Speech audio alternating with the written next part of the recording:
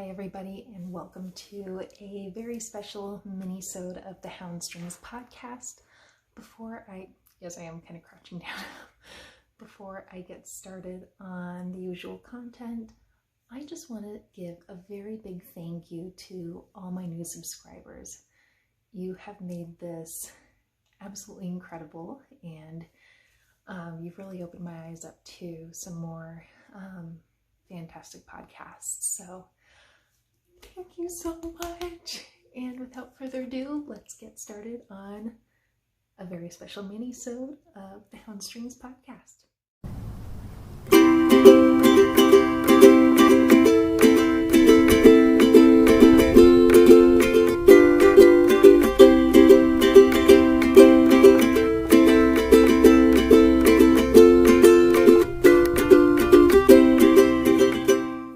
Hi guys, welcome to the Houndstrings podcast with me, Alex, and this is a special mini episode. We'll call it episode 5.5.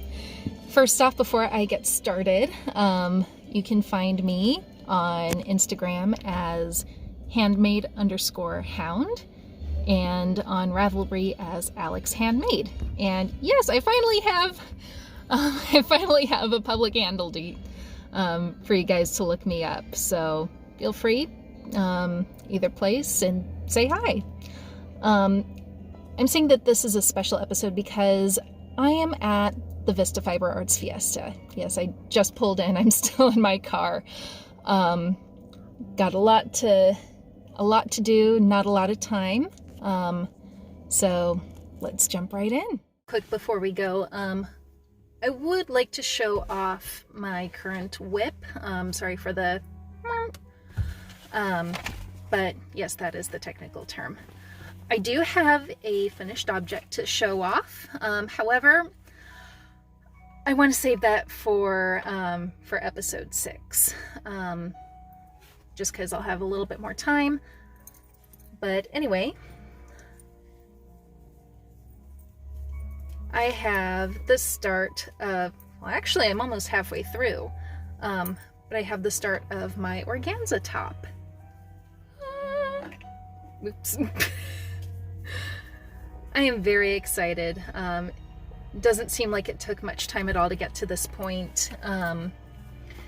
This is, the pattern is from Rowan. Did I bring the book with me?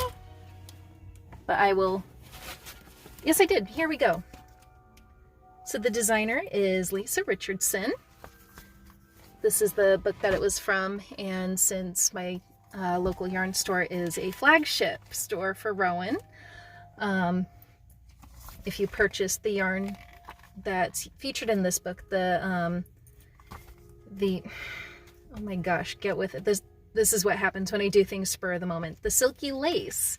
There we go. So if you bought the silky lace, you got this for free. So again, I am doing the organza top. This is what it looks like when it's finished. And right now I just finished this last row of the eyelets. So just wanted to show that off before we get into the fibery fun that is the Fiber Fiesta. Woohoo! So now let's get started. Every year, the Vista Fiber Arts Fiesta is held here at the Antique Gas and Steam Engine Museum. It is a really cool place. It has a farmhouse, mills, all kinds of really cool exhibits to check out. But right now, we're gonna hit the fleece. Here at the entrance, you can already tell it is pretty cool. So sometimes, even if it's especially if it's your first Big Fiber Festival, or even if you've been a couple of times, it is still pretty easy to get overwhelming. It's like, who's all here? What do you want to get? The best thing to do, honestly, is just take a lap around, go up and down all the booths, and then make a mental note of what you're looking for and who looks fun to talk to. So let's go.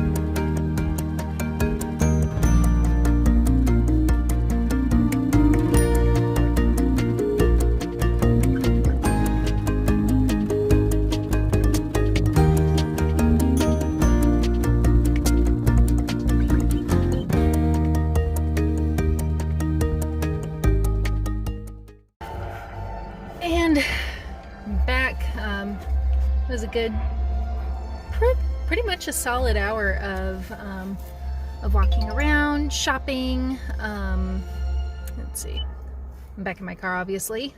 So I figured, why not a little stash enhancement? If this is not your thing, then check back for the next episode, which won't be for a while, but anyway, if this is your thing, if you would like to see what I'm taking home with me, stick around. All right, so first stop was to the Yarn Over truck.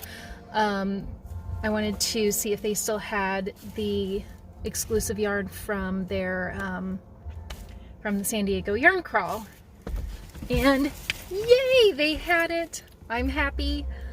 So this is by Honey Girl Farms, and I'll try and angle it so the glare isn't so horrible.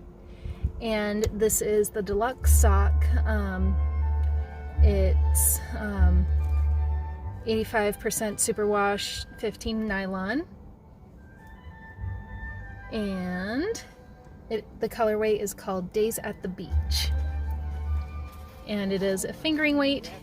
And I got this so I can take the other two that I got from the previous two yarn crawls, the Beach Sweets from Candy Skein and the La Jolla Sunset from Destination Yarns. And I thought this would be a great middle yarn, so I could do a fade perhaps. It's beautiful, it's squishy. Well, what yarn isn't? And I absolutely love it. And then at one of the booths, I got a couple of beautiful pins. I'm just going to turn down the volume real quick because my voice isn't that strong. By the way, on that note, in case you're interested, I'm listening to the classical music station, and it's the Pastoral Symphony by Beethoven, which is one of my favorites. But I got two beautiful and adorable pins. The first one, pardon the crinkling, cute little enamel lapel style pin. And I know it's backwards on here, but it says Sip Sip Knit, because of course I am a tea and coffee fanatic, and they both go beautifully with yarn. So how could I resist that one?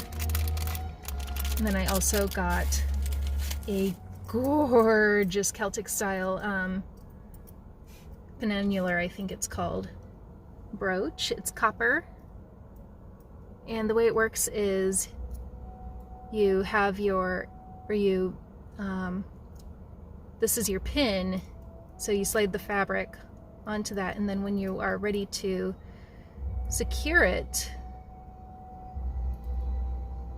you slide it and it keeps it from sliding off.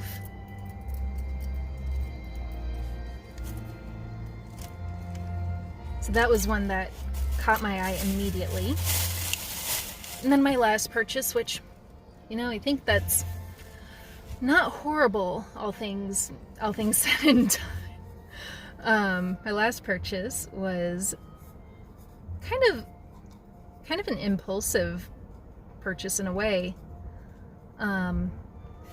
But one of the vendors was selling all kinds of things. It was kind of hippie in a way, but they had a beautiful flute, because one of the things I like to collect are musical instruments, and I've always wanted some kind of flute. I mean, I have a tin whistle, but it's a little harsh when you're first starting out.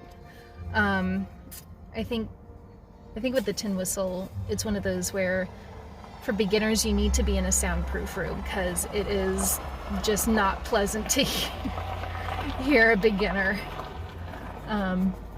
But this is a Peruvian style flute. The vendor was saying that it's more of a rhythmic instrument. It's very breathy. He did also have a recorder, but I mean, for what it is, a recorder is so ordinary, and I saw this and I just thought it was beautiful. So I'm gonna, yeah,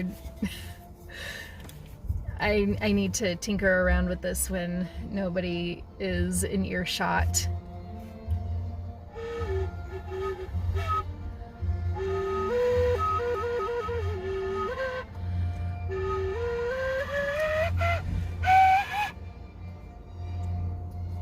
And I also have to figure out what the notes are. If it's even tuned to anything specific. Again, more of a rhythmic instrument rather than a melodic. But anyway, that was my fun. And again, this was just a very short episode, and I'll have more for you at another point.